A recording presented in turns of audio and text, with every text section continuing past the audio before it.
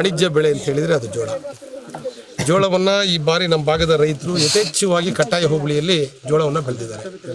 ಆದರೆ ಬೆಳೆದಂಥ ಜೋಳ ಒಂದು ರೀತಿ ಅರಶಿನ ರೀತಿಯಲ್ಲಾಗಿ ಒಂದೂವರೆ ತಿಂಗಳಿಗೆ ಹಾಕಿರ್ಬೇಕಾದ್ರೆ ಆ ಬೆಳೆನೇ ಫುಲ್ ಒಂಥರ ಮಲಗ್ತಾ ಇದೆ. ಅಂದ್ರೆ ಆ ಗಿಡ ಆ ಜೀವನ ಕಳ್ಕೊಳ್ತಕ್ಕಂಥದ್ದಾಗ್ತಾ ಇದೆ.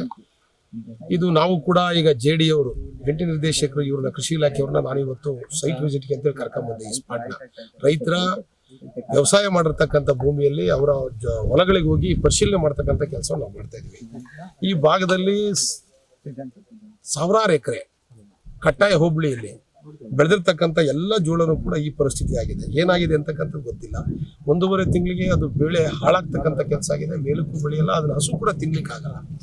ಏನಕ್ಕೆ ಈ ರೀತಿ ಆಗ್ತದೆ ಅಂತ ಸಂದರ್ಭದಲ್ಲಿ ಇವರು ಕೂಡ ಪರಿಶೀಲನೆಯನ್ನ ಮಾಡಿದ್ದಾರೆ. ಬಟ್ ಇದು ಒಳಗಡೆ ಯಾವುದೇ ಹುಳಗಳು ಬೇರೆ ಯಾವುದೂ ಕೂಡ ಕಾಣ್ತಾ ಇಲ್ಲ. ಬಟ್ ಇಲ್ಲೆಲ್ಲ ಕರಗ್ತಕ್ಕಂಥ ರೋಗ ಬರ್ತಾ ಇದೆ. ಬಟ್ ಈ ರೈತರ ಆರೋಪ ಏನು ಅಂತ ಹೇಳಿದ್ರೆ ಕೊಟ್ಟಂತ ಬೀಜದಲ್ಲಿ ಸಮಸ್ಯೆ ಇದೆ, ಬಿತ್ತನೆ ಬೀಜದಲ್ಲಿ ಸಮಸ್ಯೆ ಇದೆ. ಈ ರೀತಿ ಆಗಿದೆ. ಯಾರು ಈ ಬಿತ್ತನೆ ಬೀಜವನ್ನ ಕೊಟ್ಟಿದ್ದಾರೆ ಅವ್ರ ಮೇಲೆ ಇಲಾಖಾ ಅಧಿಕಾರಿಗಳು, ಸರ್ಕಾರ ಸೂಕ್ತವಾದ ಕಾನೂನು ಕ್ರಮವನ್ನು ತಗೋಬೇಕು. ಯಾವುದೇ ರೈತರಿಗೆ ಅನ್ಯಾಯ ಆಗಬಾರ್ದು. ಯಾಕಂದ್ರೆ ರೈತ ವರ್ಷೆಲ್ಲ ಕಷ್ಟಪಟ್ಟು ಬೆಳೆದಂತ ಬೆಳೆಗೆ ಏನೋ ಒಂದು ಮೂರ್ಖಾಸ್ ನೋಡೋದಂಥ ಸಂದರ್ಭದಲ್ಲಿ ಈ ರೀತಿ ಆದರೆ ಖಂಡಿತವಾಗ್ಲೂ ಕೂಡ ಕ್ರಮ ತಗೋಬೇಕು. ಈಗ ರೈತರು ಹೇಳ್ತಿರ್ತಕ್ಕಂಥ ಪ್ರಕಾರವಾಗಿ ಯಾವುದು ಡೆಕ್ಕನ್, CP ಅಂತಕ್ಕಂಥ ಈ ಒಂದು ಕಂಪನಿಯ ಬೀಜಗಳನ್ನ ಹಾಕಿದ್ದಾರೆ. ಬಟ್ ಬೀಜದ ಸಮಸ್ಯೆ ಅಂತ ಹೇಳ್ತಿದ್ದಾರೆ. ಆದ್ರೆ ನಮ್ಮ JD ಅವರು ಇದನ್ನ 2 ದಿವಸದೊಳಗಡೆ ವಿಜ್ಞಾನಿಗಳನ್ನ ಕರ್ಕೊಂಡ್ಬಂದು ಯಾವುದರಿಂದ ಈ ಒಂದು ಬೆಳೆಗೆ ಸಮಸ್ಯೆ ಆಗಿದೆ ಅಂತಕ್ಕಂಥದ್ದನ್ನ ನಾನು ಆದಷ್ಟು ಬೇಗ ಕಂಡುಹಿಡಿದು ರೈತರಿಗೆ ಆಗಿರ್ತಕ್ಕಂಥ ಅನ್ಯಾಯನ ಸರಿಪಡಿಸ್ತಕ್ಕಂಥ ಕೆಲಸವನ್ನು ಮಾಡ್ತೀವಿ. ಮುಂದೆ ಈ ರೀತಿ ಆಗದ ರೀತಿಯಲ್ಲಿ ಯಾವ್ದಾದ್ರು ಕಂಪನಿಗಳಿಂದ ತಪ್ಪಾಗಿದ್ರೆ ಅವ್ರ ಮೇಲೆ ಕಾನೂನು ಕ್ರಮ ತಗೋತೀವಿ ಅಂತಕ್ಕಂಥ JD ಅವರು ಹೇಳಿದ್ದಾರೆ. ನಮ್ಮ ಉದ್ದೇಶ ಒಂದೇ, ರೈತರುಗಳು ಚೆನ್ನಾಗಿದ್ರೆ ಈ ದೇಶ ಚೆನ್ನಾಗಿರುತ್ತೆ. ರೈತರು ಚೆನ್ನಾಗಿದ್ರೆ ನಾವೆಲ್ಲರೂ ಕೂಡ ಸಂತೋಷವಾಗಿರ್ತೀವಿ. ರೈತರುಗಳಿಗೆ ಈ ರೀತಿ ಅನ್ಯಾಯ ಆಗಬಾರ್ದು ಅಂತಕ್ಕಂಥ ಉದ್ದೇಶದಿಂದ ನಾನು ಅವ್ರು ಬೆಳೆದಿರ್ತಕ್ಕಂಥ ಬೆಳೆಗೆ ಬಂದು ಜಮೀನಿಗೆ ಬಂದು ಪರಿಶೀಲನೆ ಮಾಡ್ತಕ್ಕಂಥ ಕೆಲಸವನ್ನು ಮಾಡಿದ್ದೀನಿ. 2 ದಿವಸ ಆದಮೇಲೆ ಏನಾಗಿದೆ ಅಂತಕ್ಕಂಥ ಮಾಹಿತಿನ ತಗೊಂಡು ಅಧಿಕಾರಿಗಳ ಸಭೆನ ತಗೊಂಡು ಯಾರು ತಪ್ಪಾಗಿದ್ರೆ ಖಂಡಿತವಾಗ್ಲೂ ಅವ್ರ ಮೇಲೆ ಸೂಕ್ತವಾದ ಕ್ರಮ ತಗೋತೀನಿ. ಮತ್ತು ರೈತರಿಗೆ ಆಗಿರ್ತಕ್ಕಂಥ ಅನ್ಯಾಯಕ್ಕೆ ಪರಿಹಾರ ಕೊಡಿಸ್ತಕ್ಕಂಥ ಪ್ರಾಮಾಣಿಕ ಪ್ರಯತ್ನವನ್ನು ಮಾಡ್ತೀನಿ. ಅದೇ ರೀತಿಯಲ್ಲಿ ಈಗ ನಡೀತಕ್ಕಂಥ ಅಧಿವೇಶನದಲ್ಲಿ ಸರ್ಕಾರದ ಗಮನಕ್ಕೆ ಕೂಡ ತರ್ತೀನಿ ಅಂತ ಈ ಸಂದರ್ಭದಲ್ಲಿ ಬೀಜ ಅವರು ಕೊಟ್ಟಿರೋ ಅಂಗಡಿಯವ್ರ ಮೇಲೆ ಅದು ಕ್ರಮ ಅಲ್ಲ. ಈಗ ಅದನ್ನೇ ಯಾವ ಬೀಜವನ್ನ ಕೊಟ್ಟಿದ್ದಾರೆ ಅದ್ರ ಬಿಲ್ ಸಮೇತ ನಾವು JD ಅವ್ರಿಗೆ ಈಗ ನಾವು ಹ್ಯಾಂಡ್ ಓವರ್ ಮಾಡ್ತೀವಿ. JD ಅವರು ಎನ್ಕ್ವೈರಿ ಮಾಡಿ ಮುಂದಿನ ಕ್ರಮವನ್ನ ತಗೋಬೇಕು. ನಾನು 2 ದಿವಸ ಬಿಟ್ಟು ಮತ್ತೆ 3ನೇ ದಿವಸಕ್ಕೆ ಪರಿಶೀಲನೆ. ನಾವು ಕಿತಾನೆ ಕಂದಾಯ ಗ್ರಾಮದಲ್ಲಿ ಬಂದು ಎಲ್ಲ ಮುಸ್ಕಿನ ಜೋಳ ಹಾಕಿರ್ತಕ್ಕಂಥ ತಾಕುಗಳನ್ನ ಭೇಟಿ ಮಾಡಿದ್ದೀವಿ. ನನ್ನ ಅಬ್ಸರ್ವೇಷನ್ಸ್ ಪ್ರಕಾರ ಇದು ಡೌನಿಮೆಂಟ್ ಅಂದ್ರೆ ಕೇದಿಗೆ ರೋಗದಿಂದ ಇಲ್ಲಿಯ ಮೆಕ್ಕೆಜೋಳ ಸಾಕಷ್ಟು ಹಾಳಾಗಿದೆ. ಇದು ಶಾಸಕರ ಗಮನಕ್ಕೂ ಕೂಡ ಬಂದಿದೆ. ಈ ಕೇದಿಗೆ ರೋಗ ಯಾಕೆ ಬಂತು, ಬೀಜದಿಂದ ಬಂತ ಅಂತೇಳಿ ಈಗಾಗಲೇ ನಾವು ಪರಿಶೀಲನೆ ಮಾಡಬೇಕು ಅಂತೇಳಿ ಈಗ ತೀರ್ಮಾನ ಮಾಡಿದ್ದೀವಿ. ಕೂಡಲೇ ಅದನ್ನು ಎಲ್ಲ ಬೀಜಗಳ ಮಾದರಿಗಳನ್ನು ನಾವು ಪೆಥೋಜನ್ ಟೆಸ್ಟ್ಗೆ ಕಳಿಸ್ಕೊಡ್ತೀವಿ. ಜೊತೆಗೆ ಇನ್ನು 2 ದಿವಸದಲ್ಲಿ ಇಲ್ಲಿಗೆ ವಿಜ್ಞಾನಿಗಳ ತಂಡವನ್ನು ಕರ್ಕೊಂಡ್ಬಂದು ವಿಜ್ಞಾನಿಗಳಿಂದ ಕೂಡ ಪರಿಶೀಲನೆ ಮಾಡ್ತೀವಿ. ಪರಿಶೀಲನೆ ಮಾಡಿ ರೈತರಿಗೆ ಯಾವುದೇ ಕಾರಣಕ್ಕೂ ಅನ್ಯಾಯ ಆಗೋಕ್ಕೆ ಬಿಡೋ ಪ್ರಶ್ನೆನೇ ಇಲ್ಲ. ಯಾರಿಂದ ಇದೇನಾದರೂ ಬೀಜದಿಂದನೇ ಫಾಲ್ಟ್ ಆಗಿತ್ತು ಅಂತ ಹೇಳಿದ್ರೆ ಅಥವಾ ಕೆಮಿಕಲ್ ಹೊಡೆದು ಪ್ರಾಬ್ಲಮ್ ಆಗಿದೆ ಅಂತೇಳಿ ಹೇಳ್ತಾ ಇದ್ದಾರೆ. ಅದನ್ನು ಕೆಮಿಕಲ್ನು ಕೂಡ ಟೆಸ್ಟ್ ಮಾಡ್ತೀವಿ. ಯಾವ್ದು ಪ್ರಾಬ್ಲಮ್ ಆಗಿದೆ ಅಂಥವ್ರ ಮೇಲೆ ಕಠಿಣವಾದ ಕ್ರಮವನ್ನು ಕೈಗೊಂಡು ರೈತರಿಗೆ ಅನ್ಯಾಯ ಆಗದ ರೀತಿಯಲ್ಲಿ ಅವರಿಗೆ ನಾವು ಸ್ಪಂದಿಸ್ತೀವಿ. ಇಲಾಖೆ ಇದೆ, ಯಾರು ರೈತರು ಎದೆಗೊಂದು ಅವಶ್ಯಕತೆ ಇಲ್ಲ. ರೈತರ ಪರವಾಗಿದೆ ಅಂತೇಳಿ ಈ ಮೂಲಕ ಖಂಡಿತ ಒಂದು ಈಗ ವಿಮಾನ ಕಟ್ಟಿ ಲೋಕಲೈಸ್ಡ್ ಕೆಲಾಮಿಟಿನಲ್ಲಿ ಅವ್ರು ಕ್ಲೈಮ್ ಮಾಡ್ಕೋಬೋದು, ಇಲ್ಲ ಅಂತಿಲ್ಲ. ಯಾಕಂದರೆ ಕೆಲವು ಕಡೆ ನೀರು ನಿಂತು ಕೂಡ ಹಾಳಾಗಿದೆ. ಎಲ್ಲ ಥರದ್ದು ಸಮಸ್ಯೆನೂ ಆಗಿದೆ. ಬೀಜದಿಂದ ಆಗಿರ್ಬೋದು, ನೀರು ನಿಂತು ಆಗಿ ಏನಾದರೂ ಆಗಿತ್ತು ಅಂತ ಹೇಳಿದ್ರೆ ವಿಮಾ ಬರೋದಕ್ಕೆ ಅವಕಾಶ ಇದೆ. ಇಡೀ ಗ್ರಾಮ ಪಂಚಾಯತಿಗೆ ಬರಬೇಕು ಅಂತ ಏನಿಲ್ಲ. ಈಗ ಯಾರೋ ಒಬ್ಬರು ರೈತರಿಗೆ ಆಗಿತ್ತು ಅಂತಂದ್ರೂ ಅವರು ಕೂಡ ಒಂದು ಅರ್ಜಿ ಸಲ್ಲಿಸಿ 25% ಕ್ಲೈಮ್ ಮಾಡ್ಕೋಬೇಕು ಲೋಕಲೈಸ್ಡ್ ಕೆಲಾಮಿಟಿನಲ್ಲಿ. ಅದನ್ನು ಮಾಡ್ರಿ ಅಧಿಕಾರಿಗಳಿಗೆ ನಾವು ಸೂಚನೆಯನ್ನು ಕೊಟ್ಟಿದ್ದೀವಿ. ಅದನ್ನು ಕೂಡ ಮುಂದುವರಿಸ್ತಾರೆ. ಬಟ್ ಪ್ರಮುಖವಾಗಿ ಇದು ಯಾವ ಕಾರಣದಿಂದ ಬಂದಿದೆ ಅನ್ನೋದನ್ನು ನಾವು ಅದ್ರ ಬಗ್ಗೆ ಗಮನ ಹರಿಸಿ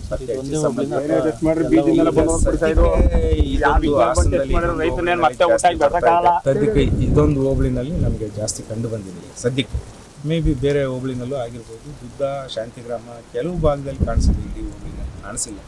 ಇಲ್ಲಾದ್ರೂ ಈಗ ಈ ಗ್ರಾಮದಲ್ಲಿ ಜಾಸ್ತಿ ಕಾಣಿಸ್ಕೊಂಡಿದೆ ಅಂತೇಳಿ ಅಧಿಕಾರಿಗಳು ಹೇಳ್ತಾ ಇದ್ದಾರೆ. ಇಡೀ ಹೋಬಳಿನಲ್ಲಿ ಚೆಕ್ ಮಾಡೋಕ್ಕೆ ಹೇಳ್ತೀನಿ.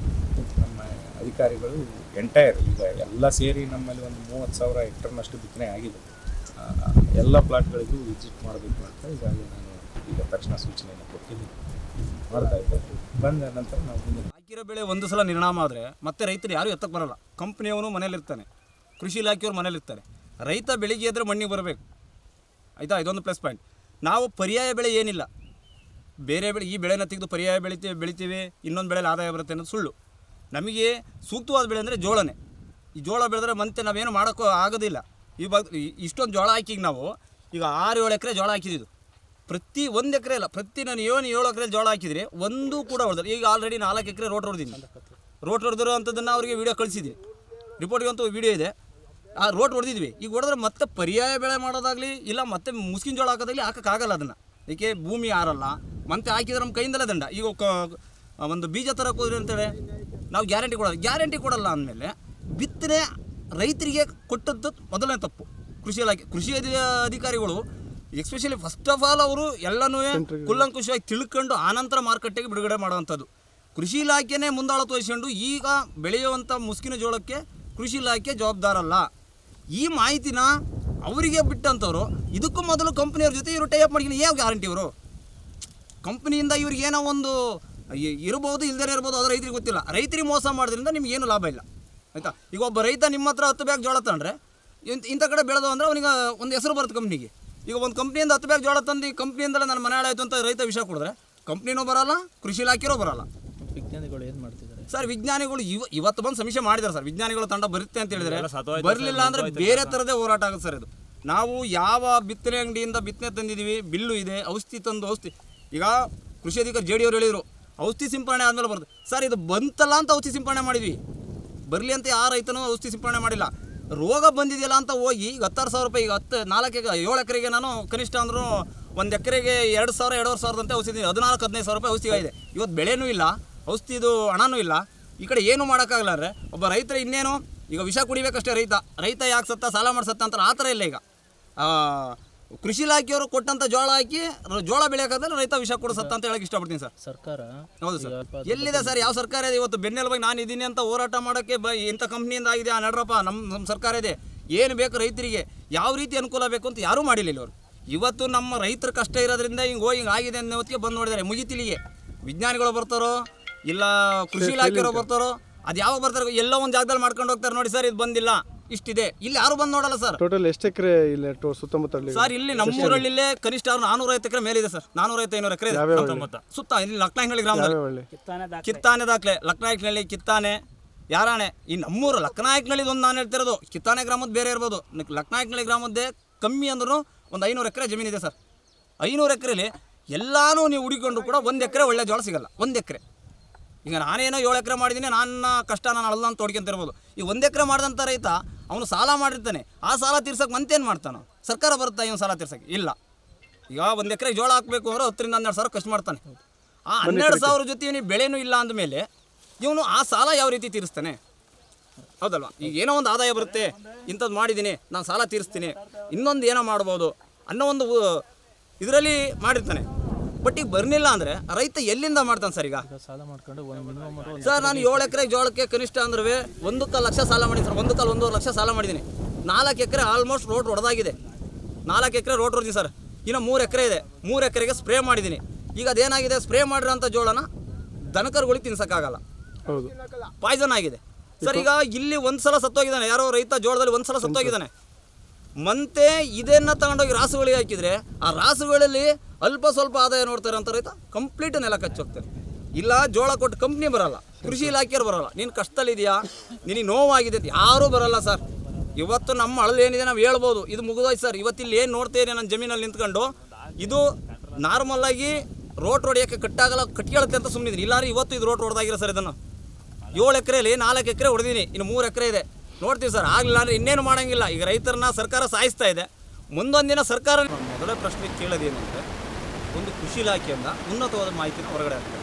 ಏನಂತ, ನೀವು ತಗೊಂಡೋಗ್ತಕ್ಕಂಥ ಮುಸ್ಕಿನ ಜೋಳಿಗೆ ನಾವು ಜವಾಬ್ದಾರ ಅಂತ ಸರ್. ಈಗ 40-50 ವರ್ಷದಿಂದ ಮುಸ್ಕಿನ ಜೋಳ ಬೆಳೆತೋದ್ರಿಂದ ಕೃಷಿ ಇಲಾಖೆಯಿಂದ ಯಾವುದೇ ಆದಂಥ ಭೀತಿ ಪತ್ರ ಆಗಲಿ ಮಾಹಿತಿ ಆಗಲಿ ಇಲ್ಲ.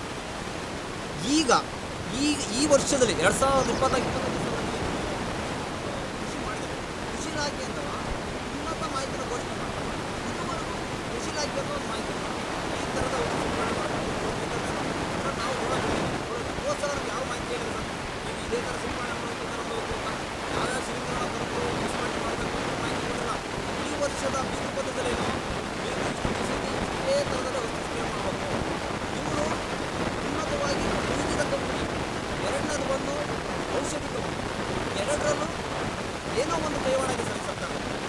ಕೃಷಿ ಇಲಾಖೆ ಯಾವುದೇ ರೀತಿಯಾದಂಥ ಕೈವಾಡ ಇದೆ. ಇವತ್ತು ನನ್ನೊಬ್ಬ ರೈತನ ಅಳದಲ್ಲ ಇದು, ಪ್ರತಿಯೊಬ್ಬ ರೈತನ ಅಳದಿದ್ದು. ಯಾವುದೇ ಕಾರಣಕ್ಕೂ ಇದರಲ್ಲಿ ನನ್ನ ಅನಿಸಿಕೆ ಏನು ಅಂದರೆ ರೈತನ ಯಾವುದೋ ಒಂದು ರೀತಿ ಮೂಲೆ ಗುಂಪು ಮಾಡಬೇಕು. ಕೃಷಿ ಇಲಾಖೆಯಲ್ಲಿ ಉನ್ನತ ಅಧಿಕಾರಿಗಳು ಇರ್ಬೋದು, ಈ ಅಧಿಕಾರಿಗಳು ಮತ್ತೊಬ್ಬರು ಅಧಿಕಾರಿಗಳು ಇರ್ಬೋದು. ಕೃಷಿಕನನ್ನು ಮೂಲೆ ಗುಂಪು ಮಾಡಿದರೆ ಸರ್ ದೇಶನೇ ಒಂದು ಮೂಲೆ ಗುಂಪಾಗುತ್ತೆ. ಕೃಷಿಯಲ್ಲಿ ರೈತ ದೇಶದ ಬೆನ್ನೆಲುಬು ಅಂತ ಹೇಳ್ತಾರಲ್ಲ, ಅದು ಸುಳ್ಳು. ಇವತ್ತು ರೈತನ ಬೆನ್ನೆ ಮುರಿದಿದೆ. ಅದೇ ಕಾರಣಕ್ಕೂ ಮುರಿದಿದೆ ಸರ್ ಇವತ್ತು. ಅದನ್ನು ಸರ್ಕಾರ ಗಮನಕ್ಕೆ ತಗೊಂಡು, ಕೃಷಿ ಇಲಾಖೆ ಗಮನಕ್ಕೆ ತಗೊಂಡು, ನಾವು ಮೊದಲು ಏನು ಸರ್ JDS ಬಂದು ಉದಾಹರಣೆ ಅವ್ರು ಜಂಟಿ ನಿರ್ದೇಶಕ ಕೃಷಿ ನಿರ್ದೇಶಕ ಬಂದು ಒಬ್ಬ ರೈತನ ಜಮೀನಿಗೆ ತೋರಿಸ್ತಾ ಇದ್ದಾರೆ, ಇದು ರೈನ್ ಫಾಲ್ ಆಗಿದೆ ಅಂತ. ಈಗ ರೈನು ನನಗೆ ಮಳೆ ಬರುತ್ತೆ ಹೋಗುತ್ತೆ ಅನ್ನೋ ಮುಂಚೆನೇ ಗೊತ್ತಿದೆ. ಪ್ರತಿಯೊಬ್ಬನಿಗೂ ಒಂದು ಮಾಹಿತಿ ಕೊಡ್ಬೋದಲ್ಲ. ನಾಳೆ ಬೆಳೆ ಮಾಡಬೇಡಿ, ಇವತ್ತು ಮಳೆ ಬರುತ್ತೆ, ಇವತ್ತು ಬೆಳೆ ಮಾಡಿ ನಾಳೆ ಮಳೆ ಬರೋಲ್ಲ. ಈಗ ರೈತರ ಜಮೀನಿಗೆ ಬಂದು ನಿಂತ್ಕೊಂಡು ಕೂಡಲೇ ನನಗೆ ಯಾವತ್ತು ಮಳೆ ಬರುತ್ತೆ ಅನ್ನೋದು ಜಂಟಿ ಕೃಷಿ ನಿರ್ದೇಶಕರು ಸಾಹೇಬರಿಗೆ ಗೊತ್ತಿರುತ್ತೆ. ಇದಕ್ಕೂ ಮೊದಲು ಇವತ್ತು ಬಿತ್ತನೆ ಮಾಡಬೇಡಿ, ಮುಂದೆ ನಿಮಗೆ ತೊಂದರೆ ಆಗುತ್ತೆ ಅಂತ ಯಾಕೆ ಹೇಳೋಕ್ಕಾಗಲಿಲ್ಲ? ಇವತ್ತು ಹೇಳ್ತಾರೆ ಇದನ್ನು ನುರಿತ ತಜ್ಞರಿಂದ ತಂದು ನಾವು ಇದು ಪರೀಕ್ಷೆ ಮಾಡ್ತೀವಿ, ಇದು ಬಿತ್ತನೆಯಿಂದ ಬಂದಿದೆಯೋ ಇಲ್ಲ ಕ್ಲೈಮ್ ಎಫೆಕ್ಟೋ ಇಲ್ಲ ಔಷಧಿ ಸಿಂಪರಣೆ ಏನಕ್ಕೆ ಮಾಡಿದ್ವಿ ಸರ್ ನಾವು? ಮೊದಲನೇದಾಗಿ ನಾನು ಕೇಳೋದು, ಔಷಧಿ ಸಿಂಪರಣೆ ಏನಕ್ಕೋಸ್ಕರ ರೈತ ತಂದು ಮಾಡ್ದ? ಮುಸ್ಕಿನ ಜೋಳಕ್ಕೆ ರೋಗ ಅಟೆಂಪ್ಟ್ ಆಗ್ತಾ ಇದೆ, ಔಷಧಿ ಸ್ಪ್ರೇ ಮಾಡಿದೆ. ಅದೇನೋ ಯಾವಾಗಲೂ ಮಾಡೋದೆ. ಈ ಕಳೆದ ವರ್ಷವೂ ಮಾಡಿದ್ವು, ಅದರಿಂದ ಹಿಂದಿನ ವರ್ಷವೂ ಮಾಡಿದ್ವಿ, ಯಾವಾಗಲೂ ಮಾಡಿದ್ವಿ ಸರ್. ಇದಕ್ಕೆ ಶಾಶ್ವತ ಪರಿಹಾರ ಬೇಕು. ಇವತ್ತು ನಾವು ಮಾಡ್ತಕ್ಕಂಥ ಸಾಲ ಯಾರಾದರೂ ಮನೆ ಬಾಗಿಲು ಬಂದು ನಾನು ವಿಷ ಕುಡಿಯೋಂಥ ಪರಿಸ್ಥಿತಿ. ನಾನೊಬ್ಬ ರೈತ ಅಲ್ಲ, ನಾನು 7 ಎಕರೆ ಇರ್ಬೋದು, 70 ಎಕರೆ ರೈತರು. ಈಗ ನಮ್ಮೂರವರೇ ಇದೇ ಗ್ರಾಮದವರು, ಅವರು ಹೆಚ್ಚು ಕಮ್ಮಿ ಒಂದು 20-22 ಎಕರೆ ಜೋಳ ಹಾಕಿದ್ದಾರೆ. ನಾವೇ ನಮ್ಮ ಕಣ್ಣಾರು ನೋಡಿರೋದು. ನಾನು 7 ಎಕರೆನಿಗೆ ನಾನು ಇಷ್ಟು ಅಳದಿದೆ ಅಂದರೆ ಅವ್ರು 22 ಎಕರೆ ಜೋಳ ಹಾಕಿರೋ ಅವ್ರು ಇನ್ನಿಷ್ಟು ನೋವಿರುತ್ತೆ ಸರ್. ಯೋಚನೆ ಮಾಡಿ. ಈಗ ಒಂದು ಮೂಟೆ ಗೊಬ್ಬರ ತರ್ತೀನಿ ಅಂದರೆ 1,500, ಜೋಳ ತರ್ತೀನಿ ಅಂದರೆ 1,600 ರೂಪಾಯಿ. ಯಾವುದೇ ಕಂಪ್ನಿ ತಗೊಳ್ಳಿ, ಹೈಟೆಕ್ ತಗೊಳ್ಳಿ, ಸಿಜೆಂಟಾ ತಗೊಳ್ಳಿ, ಡೆಕ್ಲಾಪ್ ತಗೊಳ್ಳಿ, ಯಾವುದನ್ನೇ ತಗೊಳ್ಳಿ ಇಲ್ಲಿ ಕೊಡ್ತಾರೆ ಸರ್. ನಮಗೆ ನಾನು ಒಬ್ಬನಿಗೆ ಅಂತಲ್ಲ, ನಮ್ಮ ಕುಟುಂಬ ರೈತರಿಗೆ, ಪ್ರತಿಯೊಬ್ಬ ರೈತರಿಗೂ ಕೂಡ ಇದರಿಂದ ಯಾರಿಂದ ಅನ್ಯಾಯ ಆಗಿದೆ ಅವ್ರ ಮೇಲೆ ಸೂಕ್ತ ಕ್ರಮ ತಗೊಂಡು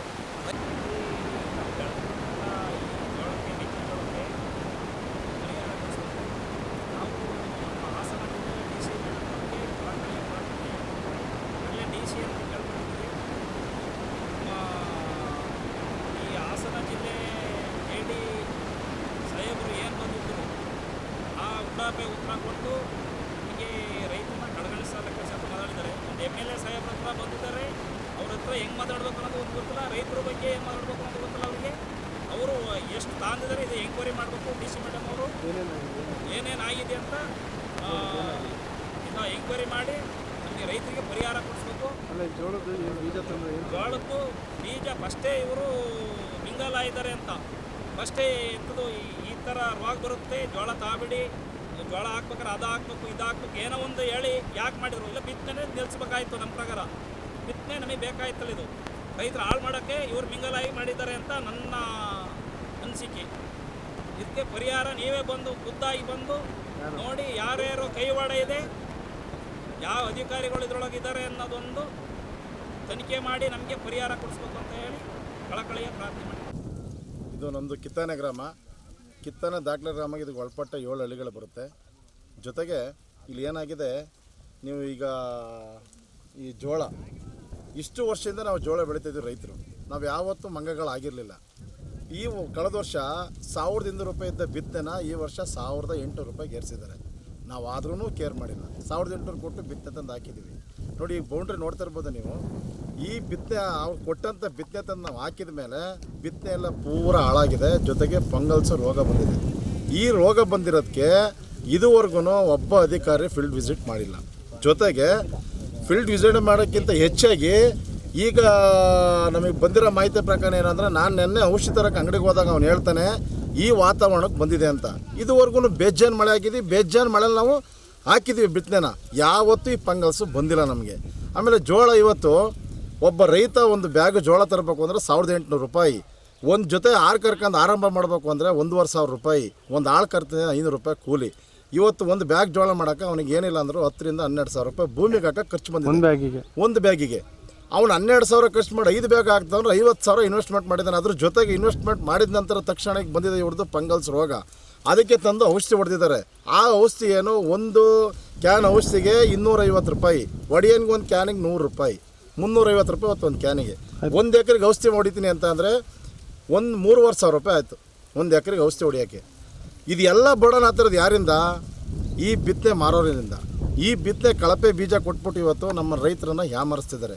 ನಮ್ಮ ರೈತರು ಇವ್ರ ಹತ್ರ ಇವ್ರನ್ನ ನೀವು ಸರ್ಕಾರದಿಂದ ನೀವು ಅನುದಾನ ಕೊಡಿ, ಅಥವಾ ನೀವು ನಿಮ್ಮ ಯಾರ ಮನೆ ಬಾಗಿಲಿಗಾರ ಭಿಕ್ಷಕ್ಕೆ ಬಂದವರ? ಏನಿಲ್ಲ ಸ್ವಾಮಿ, ದುಡ್ಡು ಕೊಟ್ಟಿದ್ದೀವಿ, ಬಿತ್ತನೆ ಕೊಡ್ಬೇಕು, ನೀವು ಒಳ್ಳೆ ಬಿತ್ತನೆನ ನೀವು ನಿಮ್ಮ ಸರ್ಕಾರ ಅವಧಿಲೇ ನಿಮ್ಮ ಎಲ್ಲ ಕಂಪ್ನಿಗಳು ಬಂದು ಸರ್ಕಾರದ ಅವಧಿಲೇ ನಿಮಗೆ ಸರ್ಟಿಫಿಕೇಷನ್ ಮಾಡಿದ ಮೇಲೆ, ಬಿತ್ತನೆನ ಸರ್ಟಿಫಿಕೇಷನ್ ಮಾಡಿದ ಮೇಲೇ ನೀವು ಬಿತ್ತನೆ ಇದು ಕೊಡ್ಬೋದು ಅಂತ ಬಂದ ಮೇಲೆ ಅವ್ನು ಮಾರ್ಕೆಟಿಂಗ್ ಮಾಡೋದು.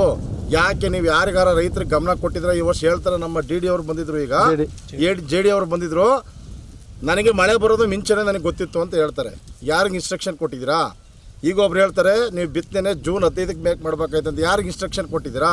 ರೈತರಿಗೆ ಅವೇರ್ನೆಸ್ ಮೂಡಿದ್ದೀರಾ? ತಂತ್ರಜ್ಞಾನ ಬೆಳೆದೋಗಿದೆ ಸ್ವಾಮಿ. ನೀವು ಬೆಳೆ ಬೆಳಿಬೇಕು ಅಂದರೆ ಇಸ್ರೇಲಿಗೆ ಹೋಗಿ, ಇಸ್ರೇಲಲ್ಲಿ ನೋಡಿ ಸ್ವಾಮಿ ಬಿತ್ತನೆ ಹೆಂಗೆ ಬೆಳೆ ಹೆಂಗೆ ಬೆಳೀತಾರೆ. ನೀವು ನಮ್ಮ ದೇಶದಲ್ಲಿ ನಮ್ಮ ರೈತ ನಮ್ಮ ದೇಶದ ಬೆನ್ನೆಲುಬು ಅಂತೀರಾ. ಯಾರ ರೈತನ ಬೆನ್ನು ತೊಟ್ಟಿ ಮುಂದಕ್ಕೆ ತಂದಿದ್ದೀರಾ ನೀವು? ಯಾವ ಸರ್ಕಾರ ಮಾಡಿದೆ? ಈ ಸರ್ಕಾರದಲ್ಲಿ ಏನಾಗ್ತಿದೆ? ಈ ಸರ್ಕಾರ ಬಂದು ತೊಡಕಿದ್ರೆ ನೆಮ್ಮದಿ ನಿಲ್ವಲ್ಲ ಸ್ವಾಮಿ ನಮಗೆ. ಗೌರ್ನಮೆಂಟು ಬಿತ್ತನೆ ಮಿಂಚೆ ಎಲ್ಲ ನಮ್ಮ ಏನು ಹೋಬಳಿ ಕೇಂದ್ರಗಳು, ರೈತ ಸಂಪರ್ಕ ಕೇಂದ್ರಗಳು ಬಿತ್ತನೆಗಳು ಕೊಡ್ತಾಯಿದ್ರಿ, ಅದು ಸ್ಟಾಪ್ ಆಯಿತು.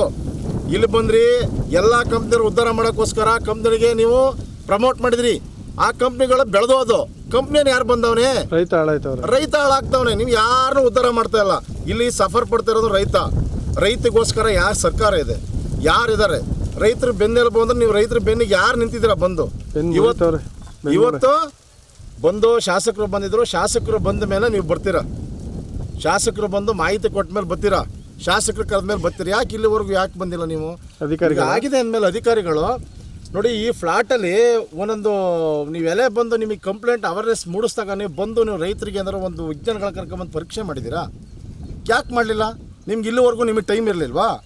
ಈಗ ನೀವು ರೈತರು ನಾನು ಏನು ಬೇಕಾದ್ರೂ ಮಾಡ್ತೇನೆ, ನೀವು ಪರಿಹಾರ ಕೊಡ್ತೀರಲ್ಲ ಸ್ವಾಮಿ, 25% ಪರಿಹಾರ. ನೀವು ಒಂದು ಬ್ಯಾಗಿಗೆ ಕೊಡೋದು 2,500 ರೂಪಾಯಿ ಪರಿಹಾರ. ನಿಮ್ಮ 2,500 ರೂಪಾಯಿ ಹಿಡ್ಕೊಂಡು ನಮ್ಗೇನ್ರಿ ಆಗಬೇಕಾಗಿದೆ? ನಾವು ಬೆಳಿತೀವಿ, ನಮಗೆ ಒಂದು ವರ್ಷಕ್ಕೊಂದು ವಾರ್ಷಿಕ ಬೆಳೆ ಇದು. ಆ ಬೆಳೆದ ನೀವು ನುಂಗಿ ನೀರು ಕುಡಿತಾ ಇದ್ದೀರಾ ನೀವೆಲ್ಲ ಕಂಪ್ನಿಯವ್ರ ಜೊತೆ ಸೇರ್ಕೊಂಡು. ಇದಕ್ಕೆ ನೇರ ಹೊಣೆ, ನನ್ನ ಅನುಭವದ ಪ್ರಕಾರ ನೇರ ಹೊಣೆ ನಮ್ಮ ಜಿಲ್ಲಾಧಿಕಾರಿಗಳು ಇದು ಮುಖ್ಯವಾಗಿ ಭಾಗವಹಿಸಬೇಕು. ಇದಕ್ಕೆ ನೇರ ಹೊಣೆ ಸರ್ಕಾರ ಬಂದಂಥ ಮೇಲೆ ನಮ್ಮ ಕೃಷಿ ಸಚಿವರು ಇದಕ್ಕೆ ಮಾಹಿತಿ ಮಂದಟ್ಟು ಮಾಡಿದ ಮೇಲೆ ಇವ್ರಿಗೆಲ್ಲ ಯಾವುದೇ ಒಂದು ಬೀಜ ಕಂಪ್ನಿಯನ್ನು ಬಂದಾಗ ಕೃಷಿ ಸಚಿವರಿಗೆ ಹೋಗಿ ಅವ್ರ ಹತ್ರ ಕಂಪ್ನಿ ಸರ್ಟಿಫಿಕೇಟ್ ಆದಮೇಲೆ ಸಂಬಂಧಪಟ್ಟಗಳ ಅಧಿಕಾರಿಗಳಿಗೆ ಅವ್ರನ್ನ ಇಲ್ಲಿ ಕಳಿಸಿ ಪ್ರಮೋಟ್ ಮಾಡ್ತಾರೆ. ಇಂಥ ಕಂಪ್ನಿಗಳು ಜೋಳ ಹಿಂಗಿದೆ, ಹಿಂಗೆ ಮಾಡ್ಬೇಕು, ಮಾರ್ಕೆಟಿಂಗ್ ಮಾಡಬೇಕು ಅಂತ. ಮಾರ್ಕೆಟಿಂಗ್ ಮಾಡ್ಬೇಕಾರೆ ಈಗ ಹೇಳ್ತಾರೆ ಎಡಿ ಅವರು ನಾವು ಪಾಂಪ್ಲೆಟ್ಸ್ ಕೊಟ್ಟಿದ್ದೀವಿ ಅಂತ. ಯಾರಿಗೆ ಕೊಟ್ಟಿದ್ದಾರೆ ಸ್ವಾಮಿ ಪಾಂಪ್ಲೆಟ್ಸು? ಯಾರಿಗೂ ಪಾಂಪ್ಲೆಟ್ಸ್ ಕೊಟ್ಟಿಲ್ಲ, ಯಾರಿಗೂ ಅವೇರ್ನೆಸ್ ಮೂಡಿಸೇ ಇಲ್ಲ ಇವರು. ಇವರಿಗೆ ಮಳೆ ಇವತ್ತು ಬರುತ್ತೆ ನನಗೆ ಹೇಳ್ತೀನಿ, ಭಗವಂತ ಬಂದು ಇವ್ರಿಗೇನು ಹೇಳಿರಲಿಲ್ಲ ಸ್ವಾಮಿ ಮಳೆ ಇಂಥ ಟೈಮಿಗೆ ಬರುತ್ತೆ ಅಂತ. ದಯಮಾಡಿ ಇವೆಲ್ಲ ಉಡಾಪ ಉತ್ತರಗಳನ್ನು ಬಿಟ್ಟು ನೀವು ರೈತರ ಪರವಾಗಿ ನಿಂತ್ಕೊಳ್ಳಿ. ಇಲ್ಲ ಅಂದರೆ ಮುಂದಿನ ದಿನಗಳಲ್ಲಿ ದೊಡ್ಡ ಮಟ್ಟದ ಹೋರಾಟವನ್ನು ನಮ್ಮ ರೈತರು ಪೌಡೆ ಮಾಡುತ್ತೆ. ರೈತರು ಯಾವುದೇ ಕಾರಣಕ್ಕೂ ಯಾರಿಗೂ ಎದುರಲ್ಲ ಸ್ವಾಮಿ. ನಾವು ರೈತ ಕಷ್ಟಪಟ್ರೆ ನೀವು ಉದ್ಧಾರ ಆಗೋದು. ನೀವು ರೈತನೇ ನೀವು ಸ್ವಾವಲಂಬನೆ ಮಾಡಲಿಲ್ಲ ಅಂದಮೇಲೆ ರೈತ ಎಲ್ಲಿಂದ ಮುಂದೆ ಬರ್ತಾನೆ? ರೈತ ನಿಮಗೆ ಬೇಕಲ್ವ? ನಿಮಗೆ ರೈತ ಬೇಕು ಅಂತಂದ್ರೆ ನೀವು ರೈತನ ಕಷ್ಟಕ್ಕಾಗಿ, ನೀವು ರೈತನ ಕಷ್ಟಕ್ಕೆ ಯಾರೂ ಆಗ್ತಾಯಿಲ್ಲ. ಎಲ್ಲ ಬಾಯ್ ಪಡ್ಕೊಳ್ಳೋದು. ಯಾವ ತಾಲೂಕಿಗೆ ಹೋಗಿ ಎಲ್ಲರೂ ರೋಗ. ಇಲ್ಲಿವರೆಗೂ ರೋಗ ಇರೋಲ್ಲ ಸ್ವಾಮಿ. ಇದು ನಾನು ಭೂಮಿಲಿ ವ್ಯವಸಾಯ ಮಾಡೋಕ್ಕೆ ಹಿಡಿದ್ರೆ ನನಗೆ 28-29 ವರ್ಷ ಆಗಿದೆ. ಅವತ್ತಿಂದ ನಾನು ಜಮೀನು ಬೆಳೀತಿದ್ದೀನಿ ಸ್ವಾಮಿ. ಈ ಥರದ್ದು ಯಾವತ್ತೂ ಆಗಿಲ್ಲ. ಏನಾಗಬೇಕು ನಿಮಗೆ? ನಮಗೆ ಸೂಕ್ತ ಪರಿಹಾರ ಅಂದರೆ ಇವತ್ತೇನು ರೈತ ಕಷ್ಟಪಟ್ಟು ಒಂದು ಬ್ಯಾಗಿಗೆ ಎಷ್ಟು ಖರ್ಚು ಮಾಡೋದು 2 ಪಟ್ಟು ನೀವು ರೈತರು ಕೊಟ್ಟು ಅವನ್ನ ಇವತ್ತು ಫುಷ್ ಅಪ್ ಮಾಡಿದರೆ ನೆಕ್ಸ್ಟು ನಿಮ್ಮ ಸರ್ಕಾರಕ್ಕಾಗಲಿ ಅಥವಾ ಸಂಬಂಧಪಟ್ಟ ಇಲಾಖೆಯಾಗಲಿ ಇದು ಬಂದು ಜವಾಬ್ದಾರಿ ವಹಿಸಿ ಅವ್ರ ರೈತಿಗೆ ನ್ಯಾಯ ಕೊಡಿಸಿದ್ದೆ ಆದರೆ ನಿಮ್ಗೆ ಯಾವಾಗಲೂ ನಾವು ಚಿರಋಣಿಯಾಗಿರ್ತೀವಿ. ಅಥವಾ ನೀವು ಮಾಡ್ದೇ ಇದ್ದ ಪಕ್ಷದಲ್ಲಿ ನಾವಂತೂ ಯಾವುದೇ ಕಾರಣಕ್ಕೂ ಬಿಡಲ್ಲ. ಇಡೀ ಜೋಳನ ಕಿತ್ಕೊಬಂದು ನಮ್ಮ ಜಿಲ್ಲಾಧಿಕಾರಿ ಆಫೀಸ್ ಮುಂದೆ ಇಕ್ತೀವಿ. ಆಮೇಲೆ ಇಕ್ಕಿ ಮೇಲೆ ಸರ್ಕಾರನ ಬಂದು ಮಧ್ಯಸ್ಥಿಕೆ ವಹಿಸಿ ನಮ್ಮ ಕೃಷಿ ಸಚಿವರಿಗೂ ನಾನು ಈ ಮುಖಾಂತರ ಮನವಿ ಮಾಡೋದೇನೆಂದರೆ, ದಯಮಾಡಿ ನೀವು ರೈತರನ್ನ ಉಳಿಸಬೇಕು. ನಾವು ರೈತರ ಪರ ಅಂತೀರಿ, ರೈತರು ಸರ್ಕಾರ ಅಂತೀರಾ. ನಿಮ್ಮ ಸರ್ಕಾರದ ನೀವು ರೈತರ ಪರ ಇದ್ದದ್ದೇ ಆದರೆ ದಯಮಾಡಿ ರೈತರ ಜೊತೆ ನಿಂತ್ಕೊಳ್ಳಿ. ನೀವು ರೈತರ ಜೊತೆ ನಿಂತ್ಕೊಳ್ಳಲ್ಲ ಅಂದರೆ ಮುಂದಿನ ದಿನ ಸಖತ್ತು ನೀವು ತುಂಬ ಕಷ್ಟಗಳನ್ನು ಅನುಭವಿಸ್ಬೇಕಾಗತ್ತೆ. ಇವತ್ತು ನಾವೇನು ರೈತರು ನಮ್ಮ ಒಂದೊಂದಿನ ಕಣ್ಣೀರಿಗೂ ನೀವು ಬೆಲೆ ತರಬೇಕಾಗತ್ತೆ. ರೈತ ಕಣ್ಣೀರು ಹಾಕ್ತಂದ್ರೆ ಇಡೀ ದೇಶ ಕಣ್ಣೀರು ಹಾಕುತ್ತೆ. ದಯಮಾಡಿ ರೈತರನ್ನ ಉಳಿಸಿ ಅಂತ ನಾನು ಹೇಳೋಕ್ಕೆ ಇಷ್ಟಪಡ್ತೀನಿ. ನಾವಿಲ್ಲಿ ಲಕ್ನಾಕ್ನಳ್ಳಿ ಗ್ರಾಮದವರು ರೈತರು, ನಾವು ಹೆಚ್ಚು ಕಡಿಮೆ ಒಂದು 250 ರಿಂದ 300 ಎಕರೆಗೆ ಮೆಕ್ಕೆಜೋಳ ಹಾಕಿದ್ವಿ. ಅದರಲ್ಲೂ ಆಲ್ಮೋಸ್ಟ್ ಇದು ಬಾಯರ್ ಕಂಪ್ನಿ ಮತ್ತು ಸಿಂಜೆಂಟಾ ಅದು ನಮ್ಮ ರೈತರನ್ನ ತೆಗೆದಾಕಿದ್ದೀವಿ ಸರಿಯಾ. ಏನು ಈಗ ಜೆ ಡಿ ಅವ್ರ ಬಗ್ಗೆ ಬಂದೋಗಿರೋ ಸ್ಪಾಟು, ಜೆ ಡಿ ಅವರು ಆ ಕಂಪ್ನಿಯವ್ರ ಜೊತೆ ಮಿಂಗಲ್ ಆಗಿರೋ ನಮಗಂತೂ ಗೊತ್ತಿಲ್ಲ. ಅವ್ರ ಉಡಾಪೆ ಉತ್ತರಗಳು ನಮಗಂತೂ ಭಾಳ ನೋವಾಯ್ತೆ. ದಯಮಾಡಿ ನಮ್ಮ ರೈತರಿಗೆ ಏನು ಒಂದು ಎಕರೆಗೆ ಎಷ್ಟು ಖರ್ಚಾಯ್ತೆ ಅದಕ್ಕಿಂತಲೇ ಇದೆಷ್ಟು ಬರ್ತೈತೆ ಖರ್ಚೆಷ್ಟು, ಈಗ 3 ರಿಂದ 4 ತಿಂಗಳಿಗೆ ಎಷ್ಟು ಆಗ್ತಿತ್ತು ಅದೆಲ್ಲನೂ ಸರ್ಕಾರ ಗಮನಕ್ಕೆ ತಂದು MLA ಅವ್ರು ಬಂದವ್ರೆ. ಅದ್ರ ದಯಮಾಡಿ ನಮಗೆ ರೈತರಿಗೆ ಅದೊಂದು ಪರಿಹಾರ ಕೊಡಿಸಿ ರೈತನ ಒಂದು ಉತ್ತಮವಾದ ಜೀವನ ಮಾಡೋ ಥರ ಮಾಡ್ಬೇಕಂತ ಈ ಮೂಲಕ ನಾವು ಪಬ್ಲಿಕ್ TV ಪರವಾಗಿ ಕೇಳ್ಕೊತಾ ಇದ್ವಿ.